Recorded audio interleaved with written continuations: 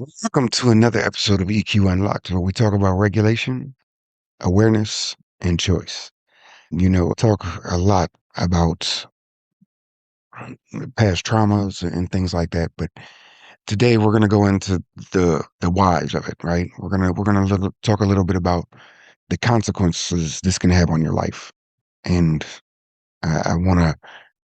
So I decided to kind of explore the ACE study, and for those of you who don't know, the ACE study is adverse childhood experiences.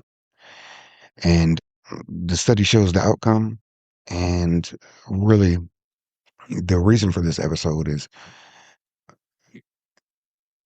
Knowles goes into the solution. And really, that's why we're here today. And so you might find this really interesting, but most people think that their reactions are personality flaws. They're not. They're pattern responses shaped long before you ever had a choice. The ACE study proves that your past lives in your present. But what it didn't explain is how to change it. So today we're going to connect the missing piece, your nervous system. So the ACE study, it was conducted by Centers for Disease Control and Prevention in Kaiser Permanente.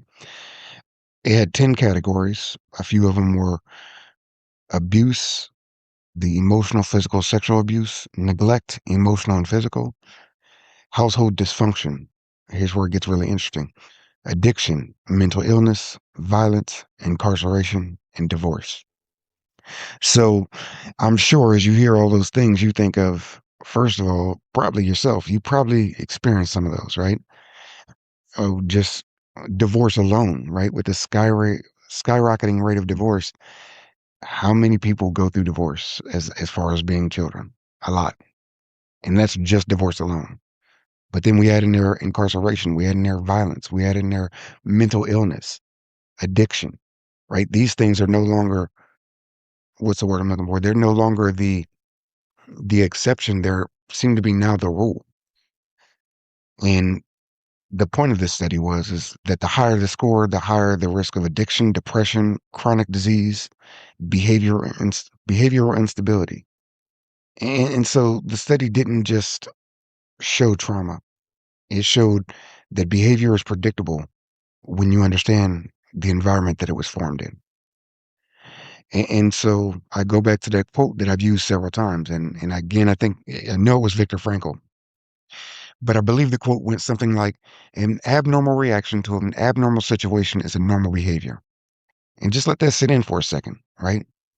Because as humans, we weren't meant to experience these things. We just aren't built for these things. That's why there's treatments for these things, right?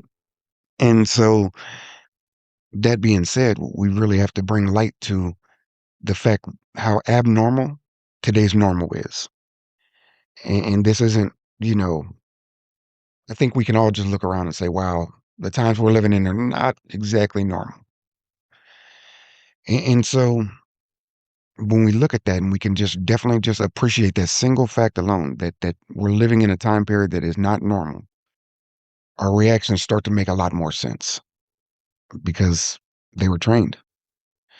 Now, the ACE study, it falls short in a couple areas. It explains correlation and outcomes. It does not explain how to regulate, how to change patterns, how to stabilize behavior in real time. And so that's the ACE study. It gives you all the information you'll need, right? But it does not teach you how to correct it. And so knowledge is one piece. Then the choice comes, right? After we have the knowledge, then we have the choice. What will I do about this thing that I now know about? And so ACE explains the origin, but regulation determines the outcome. A dysregulated nervous system equals fast reactions. A regulated nervous system, well, that gives you space to choose. Regulation, awareness, choice. And so I want you to think about that for a second. I want you to think about really what that means is for you as a person. So obviously, this is the the time where I go into my own story. And I first got interested in the ACE study because of the physical effects to the health that it had on people. I wanted to know what correlation was there between trauma experienced as a child and what it was doing to me as an adult, physically speaking. I wanted to know. I wanted to understand that, right?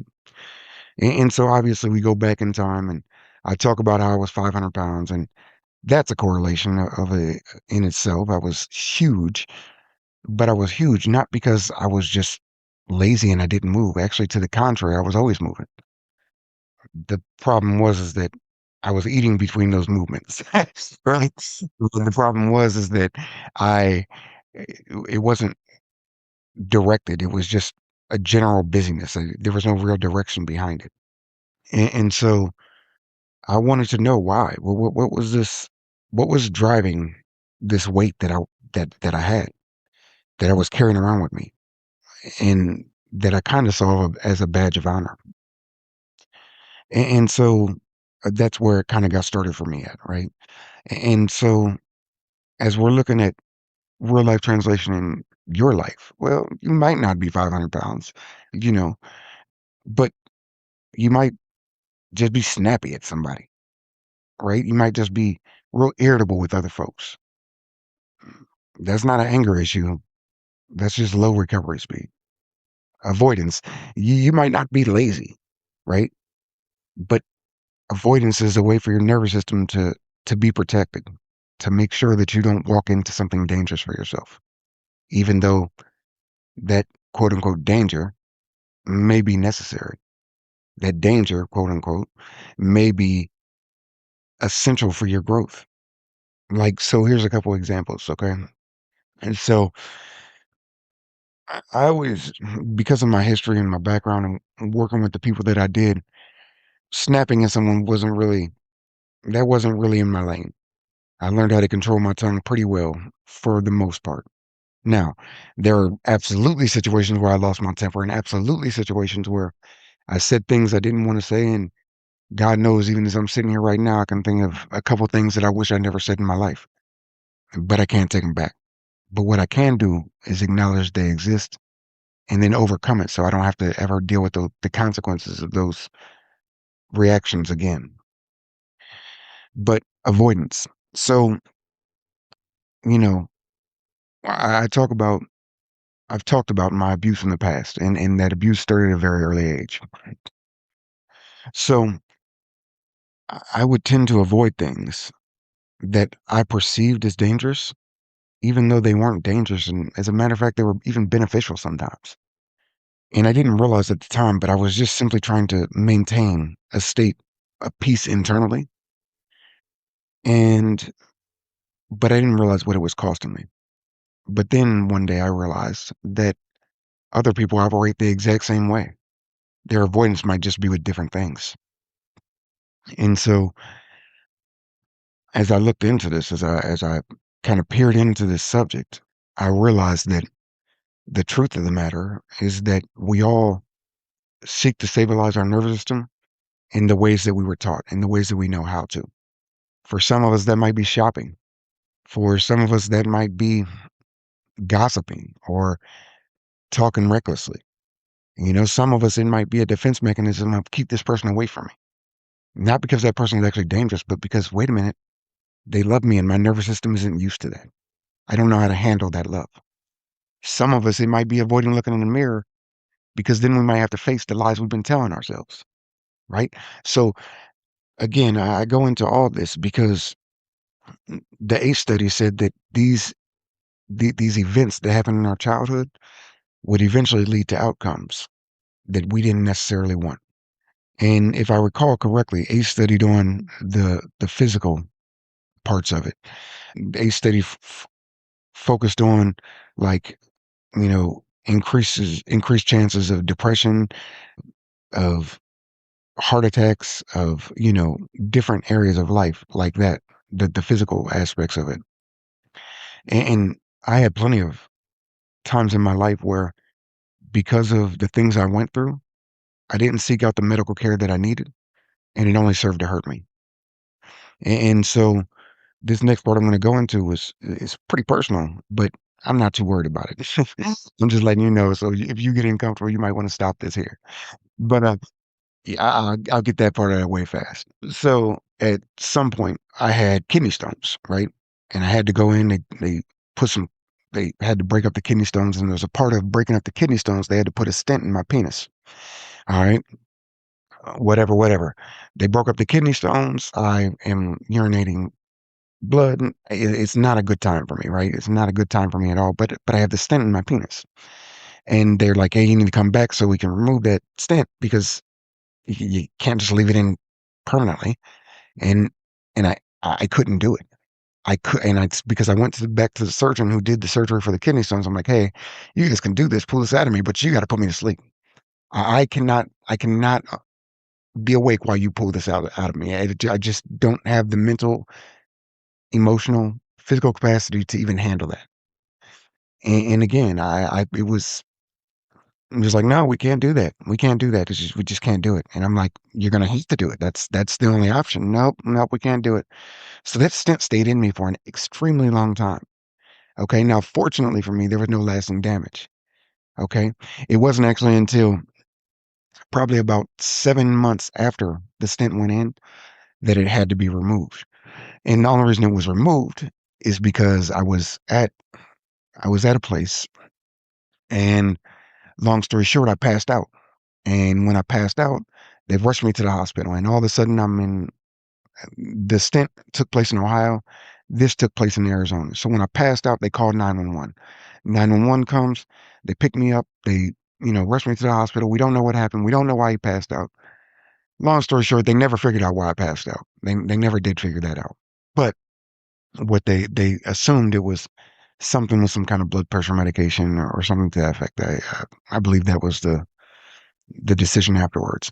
But while I was in there, they're like, "Hey, we tested you for everything. And by the way, did you know you still have this stent in you?" And I'm like, "Wait, I no, I didn't know. I forgot all about that." And so they're like, "Well, we got to take that out." I'm like, "Okay, but you can put me to sleep before you do it." And they look at me, and I had a wonderful doctor, and I don't remember his name, but he was so wonderful. He was such a great guy and so understanding that I actually had 3 surgeries within a month that he did them all. And and he was the only person I would let work on me because he understood me, he heard me, he listened, and he took action according to what he knew and what he could do. And I really respected that.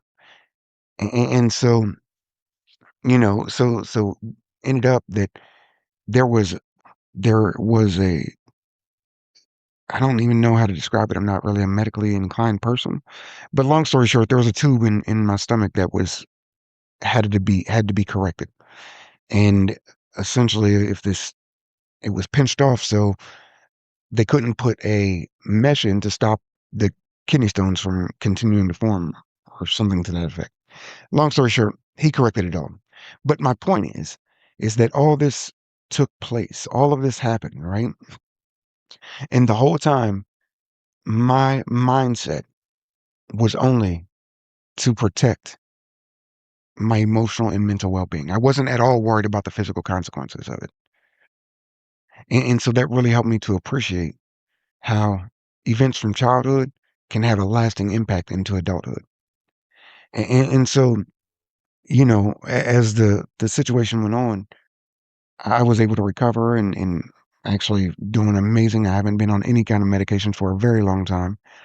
And but that was the result of being in a situation where my nervous system was able to calm. That was the result of doing the work. That was the result of, you know, using nulls and improving who I am day by day, intentionally and purposefully, right? And so back to the real life translation for other people. Sometimes consequences overthinking, over overanalysis, overanalysis. Oh my gosh, I can't speak today. Lord forgive me. Overanalysis is threat scanning. And so recently my daughter and I had a conversation, and she told me, she said, "Oh, I just got to think about this some more. I just got to think about this some more." Mind you, this is something she's been thinking about for, I don't know, probably about a month and a half. And so, what I told her, I said, maybe, and I could be wrong about this, but maybe you don't need to think about it. Maybe you just need to take action. And she just kind of paused and she didn't really know what to say to that. And I then told her, I said, so much of my life has been tied up in overthinking and overanalyzing and making sure that I did the right thing or I got the right thing done, right? Or I handled it the perfect way. And guess what? There was never a perfect way. It never existed. And that in itself is incredibly freeing, knowing that there was no perfect solution. At any given time, there was no perfect solution. Could I have handled things differently? Could I have handled things in my life better? Absolutely 100%. But perfection was never going to exist. And so if that's you, if you're snapping at people, if you're avoiding, if you're overthinking all the time, that's your nervous system trying to keep you safe. That's your nervous system just trying to regulate to the best of its ability. And I said this in an interview that I was in, I don't know, maybe a couple months ago. You're not broken, you're dysregulated. But that dysregulation that you feel, or maybe even you don't feel it, those patterns can be changed. But change doesn't start with just thinking differently.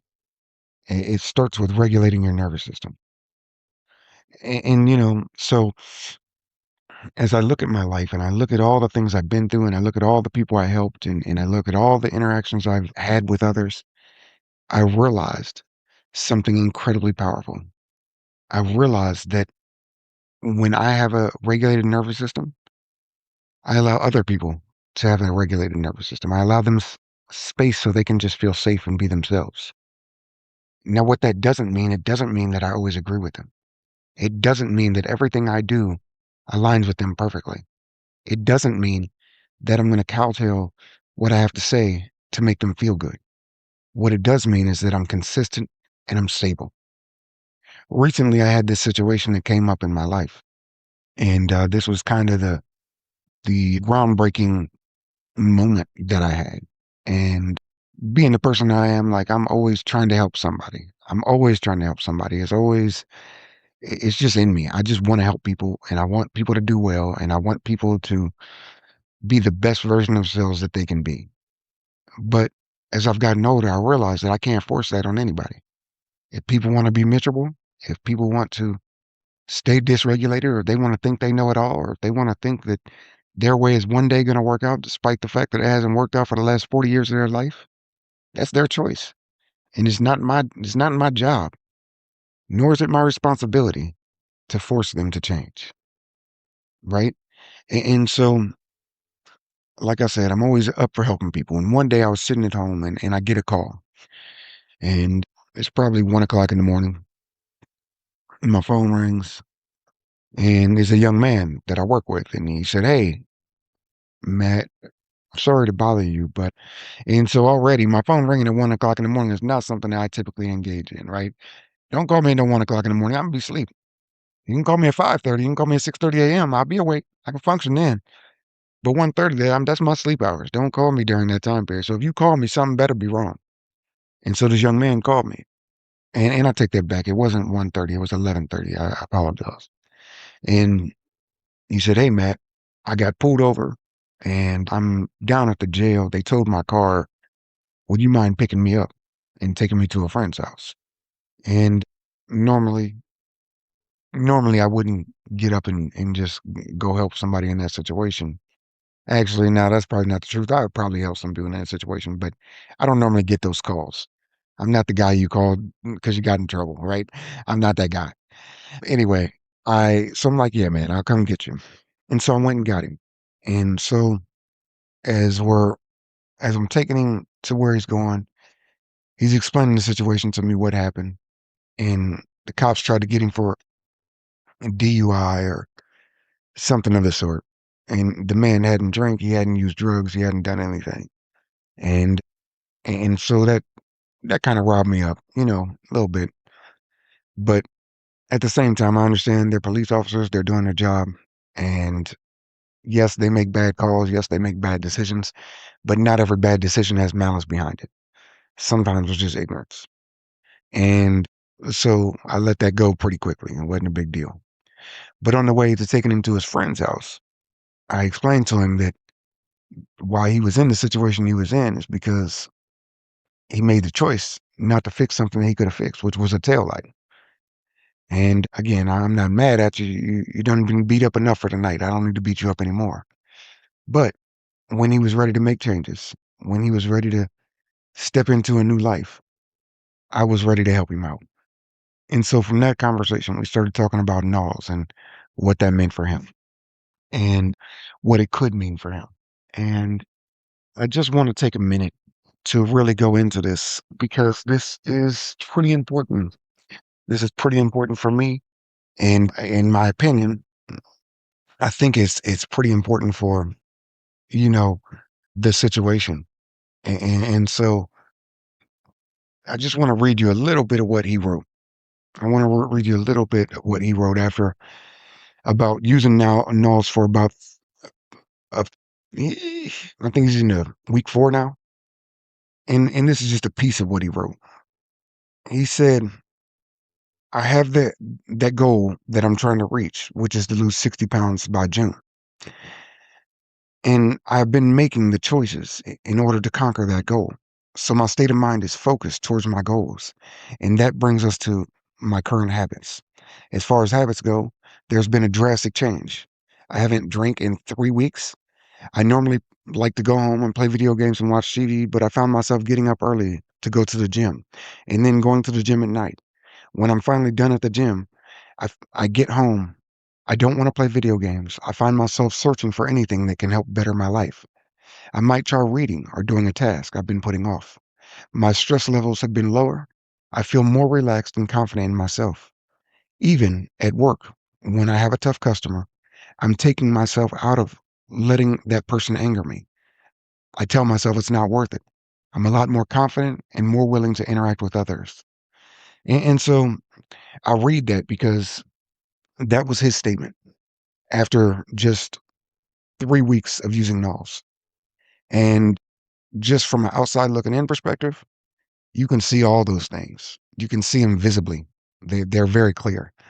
And so he's starting to make the changes he wants in his life. But the truth of the matter is all that started with his nervous system being regulated.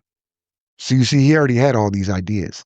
He already had all these things he wanted to accomplish, but his nervous system was fighting him. His nervous system was fighting his ability to do these things because his nervous system perceived these things as threats, as something that could be dangerous to him.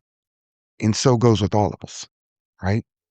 So whether your mission is to build a company, to implement a new idea, to create a new product, whatever the case might be, chances are if you're not getting it done, your first line in correcting that is going to be to regulate your nervous system because your nervous system is basically the gatekeeper to the rest of your life, whether you realize it or not.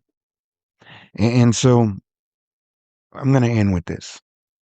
If your past shaped your patterns, your nervous system determines whether or not you stay there. You don't need a new personality. You need a new baseline. With that, my friends, I bid you adieu. And as always, be amazing, be you. As this episode comes to a close, take a moment to notice what stood out for you. Emotional intelligence isn't about having all the answers. It's about building awareness, understanding yourself and the people around you, and choosing how you respond, especially when things feel difficult. Growth happens through reflection and practice, not pressure or perfection. If this conversation supported you, consider sharing it with someone who may benefit from it as well. To explore more tools and resources around emotional intelligence and personal development, connect with EQ Unlocked and Nulls. Until next time, remember, better awareness leads to better choices, and better choices lead to a better life. This is EQ Unlocked.